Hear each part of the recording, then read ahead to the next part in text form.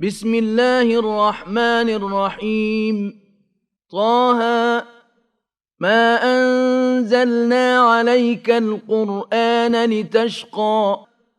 إلا تذكرة لمن يخشى تنزيلا ممن خلق الأرض والسماوات العلى الرحمن على العرش استوى له ما في السماوات وما في الأرض وما بينهما وما تحت الثرى وإن تجهر بالقول فإنه يعلم السر وأخفى الله لا إله إلا هو له الأسماء الحسنى وهل أتاك حديث موسى إذ رأى نارا فقال لأهلهم كثوا إني آنست نارا لعلي آتيكم منها بقبس أو أجد على النار هدى فلما أتاها نودي يا موسى إني أنا ربك فاخلع نعليك إنك بالواد المقدس طوى وأنا اخترتك فاستمع لما يوحى إنني أنا الله لا إله إلا أنا فاعبدني وأقم الصلاة لذكري إن الساعة آتية أكاد أخفيها لتجزى كل نفس بما تسعى فلا يصدنك عنها من لا يؤمن بها واتبع هواه فتردى وما تلك بيمينك يا موسى قال هي عصاي أتوكأ عليها وأهش بها على غنمي ولي فيها مآرب أخرى قال ألقها يا موسى فألقاها فإذا هي حية تسعى قال خذها ولا تخف سنعيدها سيرتها الأولى واضمم يدك إلى جناحك تخرج بيضاء من غير سوء آية أخرى لنريك من آياتنا الكبرى اذهب إلى فرعون إنه طغى قال رب اشرح لي صدري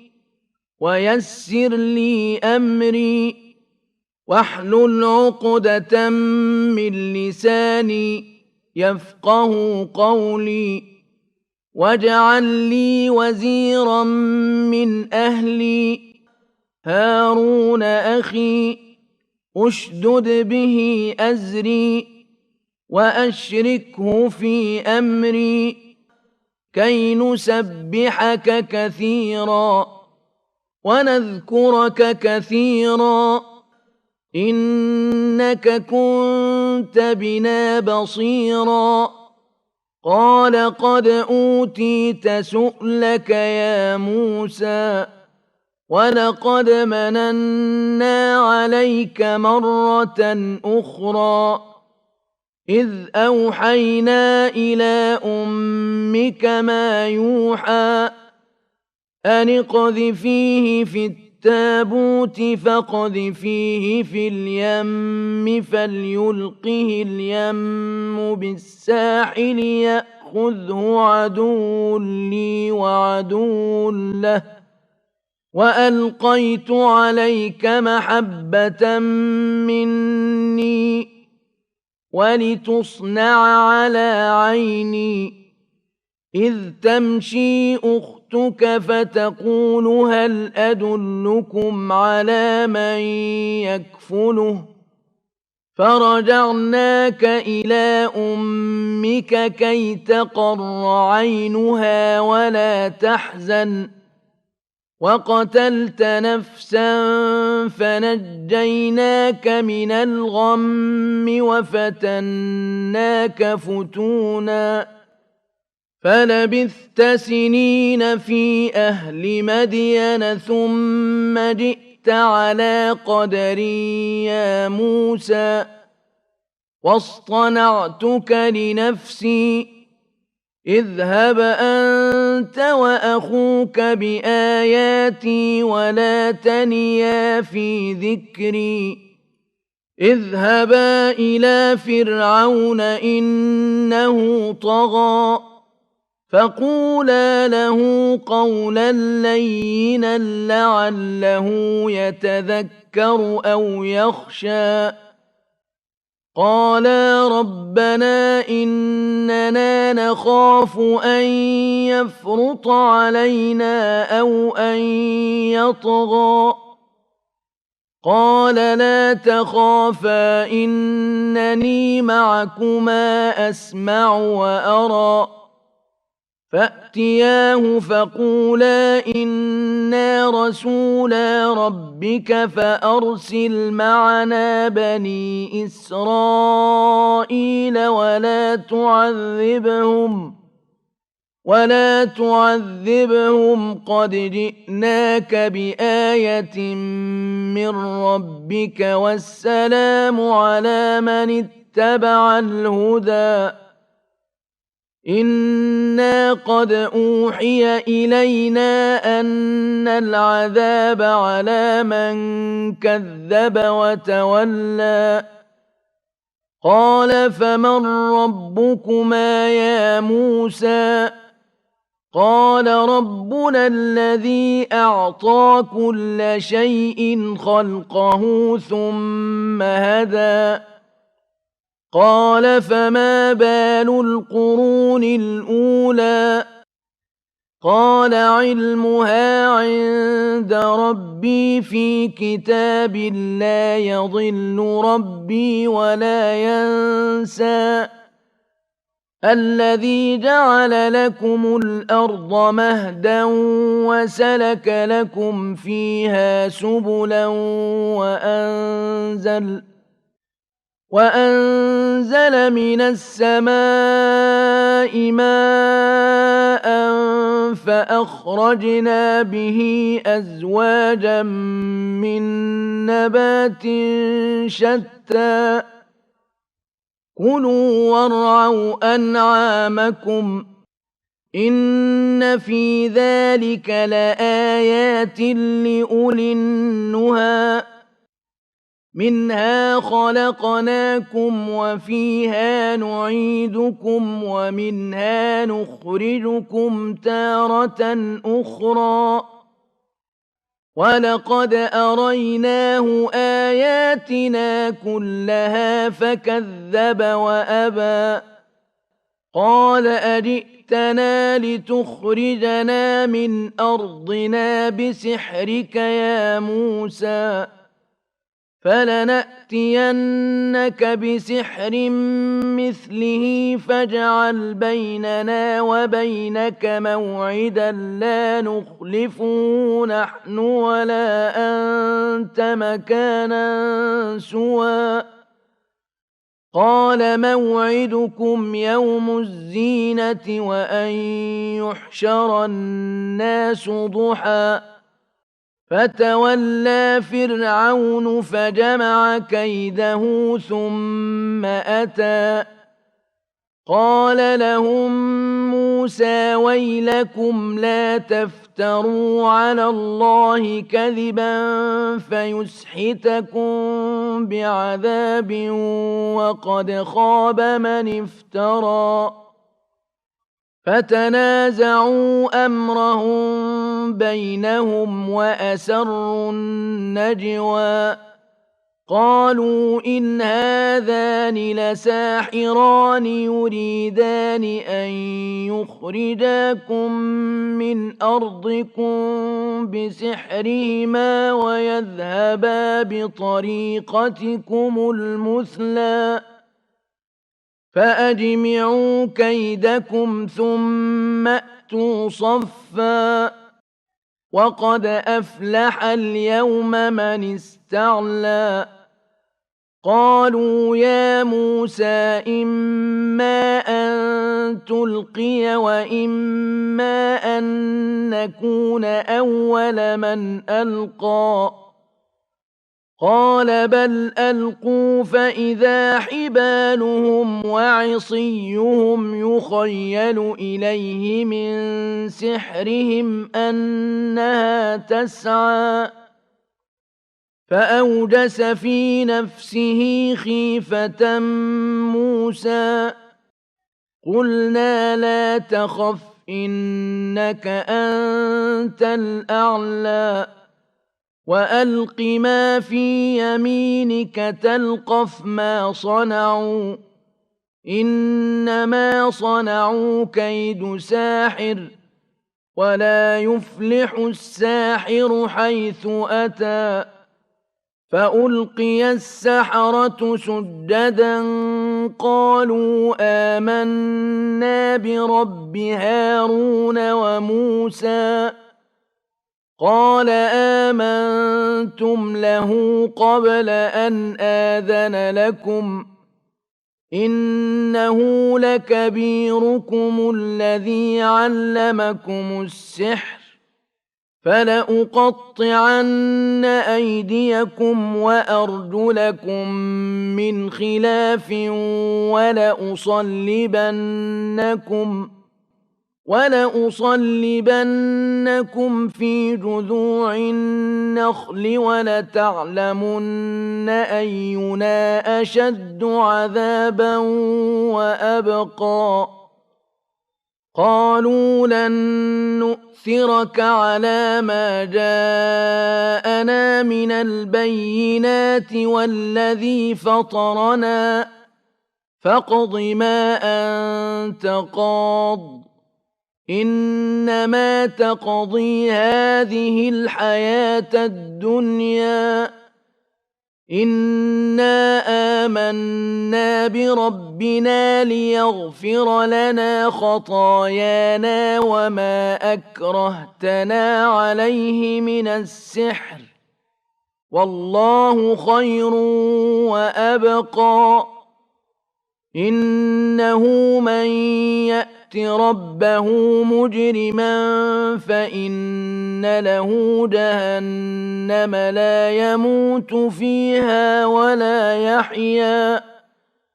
ومن يأته مؤمنا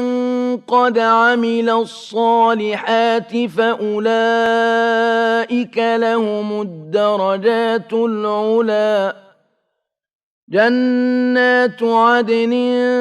تجري من تحتها الأنهار خالدين فيها وذلك جزاء من تزكى ولقد أوحينا إلى موسى أن أسر بعبادي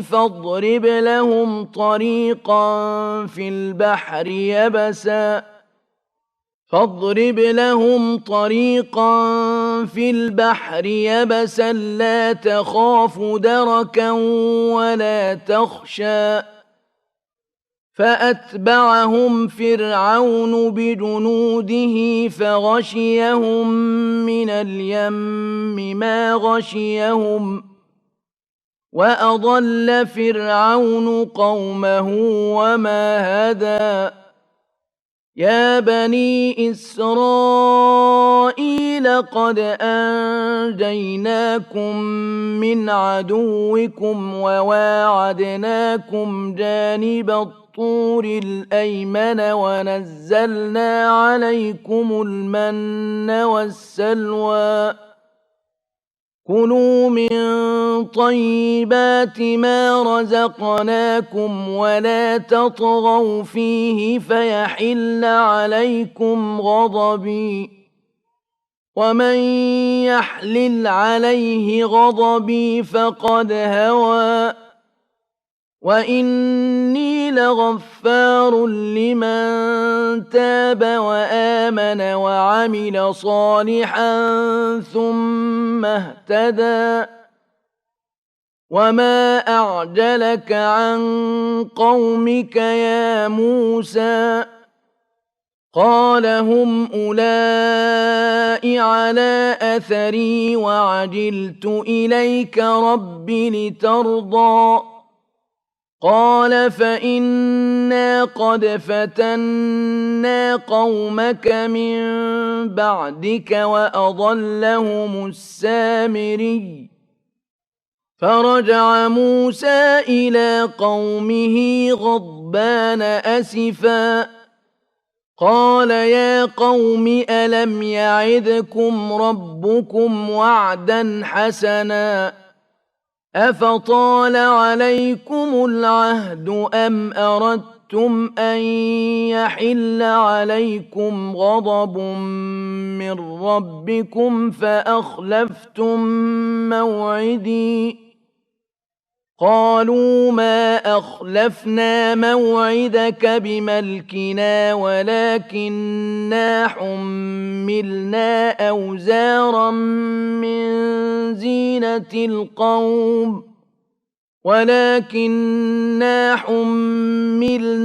أوزارا من زينة القوم فقذفناها فكذلك ألقى السامري فأخرج لهم عجلا جسدا له خوار فقالوا هذا إلهكم وإله موسى فنسي أفلا يرون ألا يرجع إليهم قولا ولا يملك لهم ضرا ولا نفعا ولقد قال لهم هارون من قبل يا قوم إنما فتنتم به وإن ربكم الرحمن فاتبعوني وأطيعوا أمري قالوا لن نبرح عليه عاكفين حتى يرجع إلينا موسى قال يا هارون ما منعك إذ رأيتهم ضلوا ألا تتبعني أفعصيت أمري قال يا ابن أم لا تأخذ بلحيتي ولا برأسي إني خشيت أن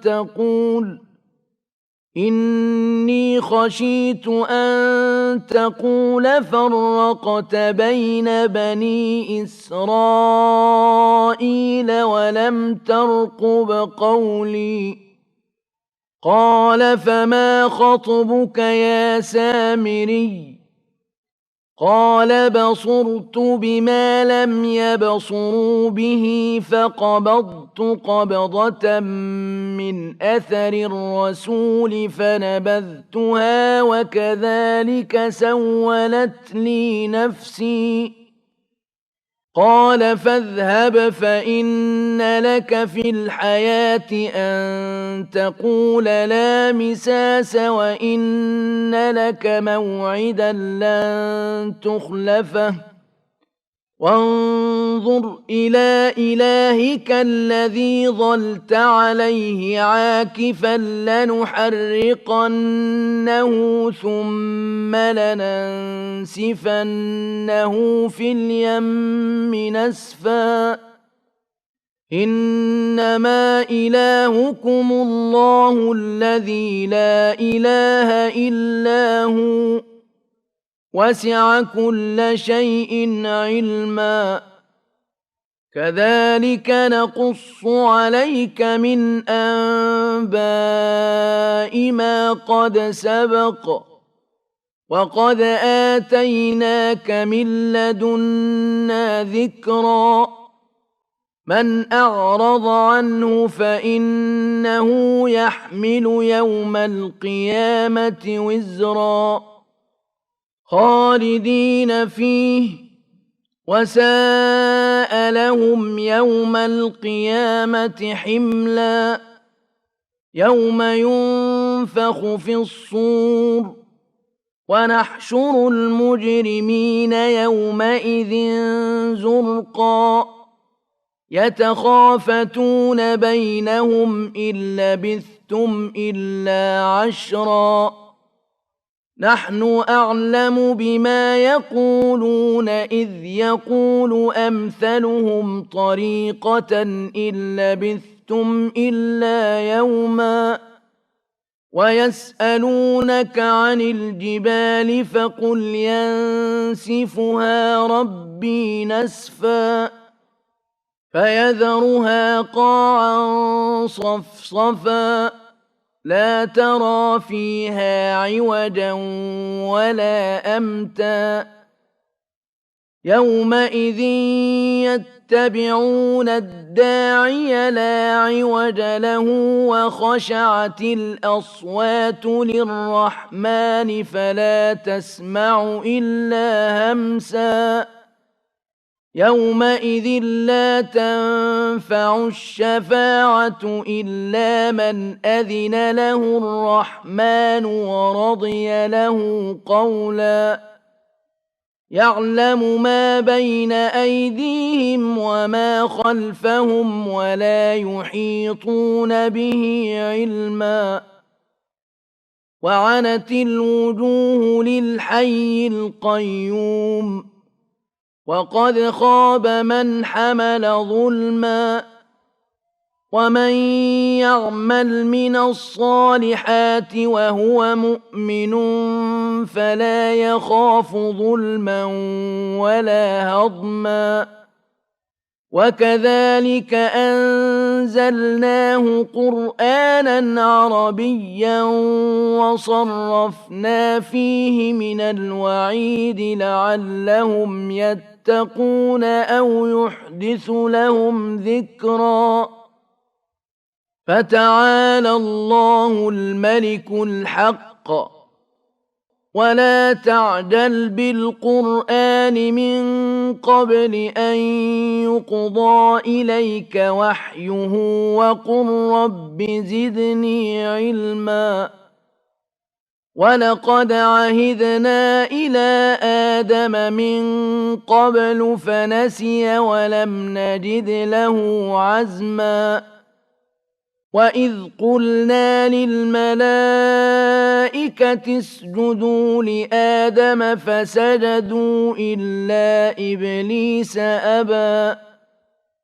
فقلنا يا آدم إن هذا عدو لك ولزوجك فلا يخرجنكما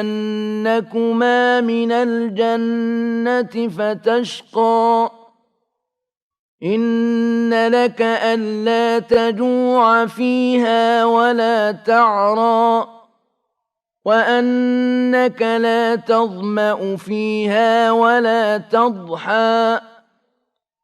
فوسوس إليه الشيطان قال يا آدم هل أدلك على شجرة الخلد وملك لا يبلى فأكلا منها فبدت لهما سوآتهما وطفقا يخصفان عليهما من ورق الجنة وعصى آدم ربه فغوى ثم اجتباه ربه فتاب عليه وهدى قال اهبطا منها جميعا بعضكم لبعض عدو فإما يأتينكم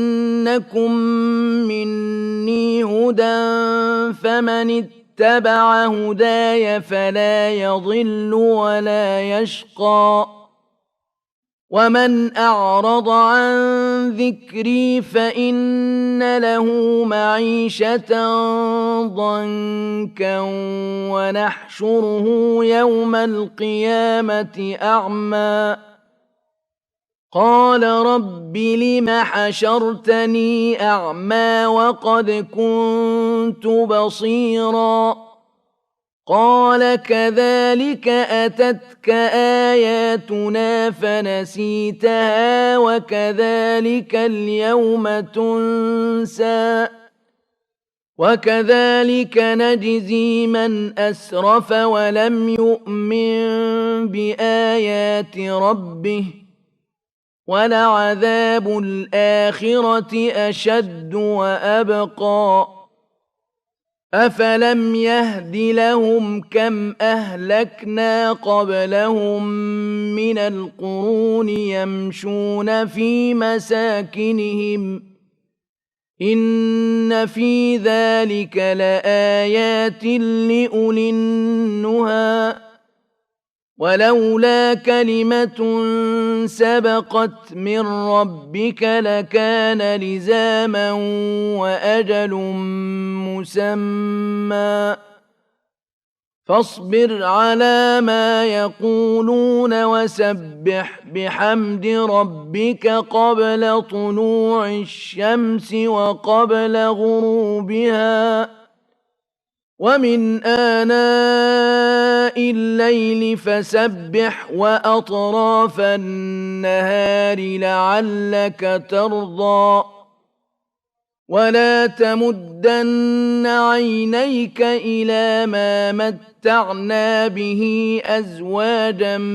منهم زهرة الحياة الدنيا لنفتنهم فيه ورزق ربك خير وأبقى وأمر أهلك بالصلاة واصطبر عليها لا نسألك رزقا نحن نرزقك والعاقبة للتقوى وقالوا لولا يأتينا بآية من ربه أولم تأتهم بينة ما في الصحف الأولى ولو أنا أهلكناهم بعذاب من قبله